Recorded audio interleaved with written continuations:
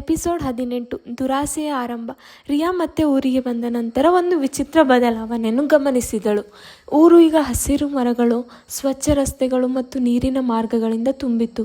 ಇದು ಹೇಗೆ ಸಾಧ್ಯವಾಯಿತು ಎಂದು ಪ್ರಶ್ನೆ ಅವಳ ಮನಸ್ಸಿನಲ್ಲಿ ಮೂಡಿತು.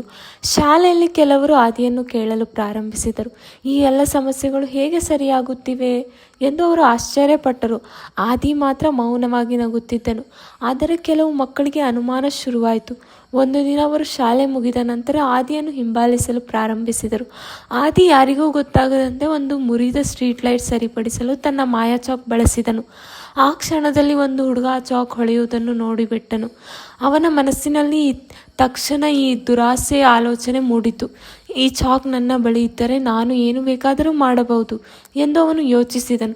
ಇತ್ತ ರಿಯಾ ಕೂಡ ಏನೋ ತಪ್ಪಾಗಿದೆ ಎಂದು ಗಮನಿಸಲು ಪ್ರಾರಂಭಿಸಿದಳು. ಆದರೆ ಆದಿಗೆ ಇನ್ನೂ ಈ ಎಲ್ಲದರ ಬಗ್ಗೆ ತಿಳಿದಿರಲಿಲ್ಲ. ಅವನ ರಹಸ್ಯ ಈಗ ಅಪಾಯದ ಕಡೆ ಸಾಗುತ್ತಿತ್ತು. ಈ ವಿಡಿಯೋ ಇಷ್ಟವಾದಲ್ಲಿ ಲೈಕ್, ಶೇರ್, ಸಬ್ಸ್ಕ್ರೈಬ್ ಮಾಡಿ.